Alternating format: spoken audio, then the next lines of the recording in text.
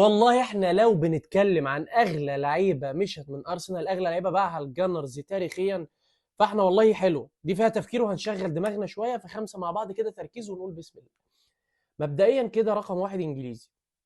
طيب احنا نحاول نجيب ايه؟ نقول هنري مثلا، تيري اونري. غالبا والله اعلم هو رقم اتنين، مش موجود اصلا. قلت اونري برضه مش موجود، فواضح ان في مشاكل مع هنري. لاكازيت طيب مش موجود. اه طيب هات اليكسيس سانشيز عشان ايه ما نمسكش في بعض. هو اللي تشيلي رقم ثلاثة. إيه في لعيب اسباني فغالبا فابريجاز، المفروض يعني كويس جدا جدا جدا. طيب إيه عندنا انجليز كتير، فاحنا نجرب بقى من الانجليز مثلا سميث رو. اوكي رقم خمسة. كويس جدا. تشامبرلين، اوكسليدي تشامبرلين مش موجود اصلا. لا موجود اهو، ده هو رقم واو. لا دي مفاجاه، دي صدمه، دي صدمه بالنسبه لي. اوكسليد تشامبرلين اغلى لعيب اتباع في تاريخ ارسنال، ويخلق ما لا تعلمون. طيب احنا عندنا والله لعيب هولندي، لعيب هولندي، فاحنا نروح على بيركامب. دينيس بيركامب مش موجود.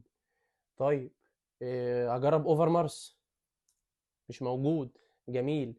طيب في لعيب نيجيري، ايوبي، اليكس ايوبي، هو رقم سبعة. كلام جميل ده في لعيب امريكي. امم امريكي، وانا ما اعرفش غير مات تيرنر حارس المرمى، مش هو. مش عارف. طب الانجليزي التانيين دول مين؟ وفي لعيب هولندي ولعيب فرنسي، فالفرنسي ده جندوزي، مش موجود جندوزي. طب باتريك فييرا،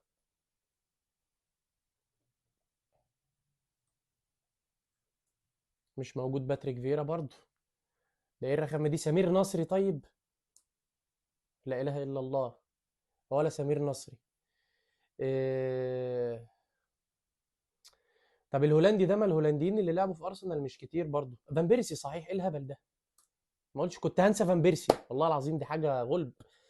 ما في لعيبه اتنين لعيبه انجليز، طب مين طيب؟ مين طيب؟ مش عارف. هو الفرنسي ده المفروض سهل وعيب يعني، ما ينفعش ما اجيبوش، والله والله العظيم ما ينفع. جيرو، مش جيرو برضه، لا اله الا الله. كوشيلني طيب، مش كوشيلني برضه. والامريكي ده مين؟ ما انا مش عارف برضه، دي حاجه غريبه جدا جدا جدا. طب انا اجيب الفرنسي على الاقل، عايز اركز في اسم اجيبه طيب قبل ما نمشي. بكاري ثانيه. طب كليتشي، مش كليتشي ولا بكاري ثانيه.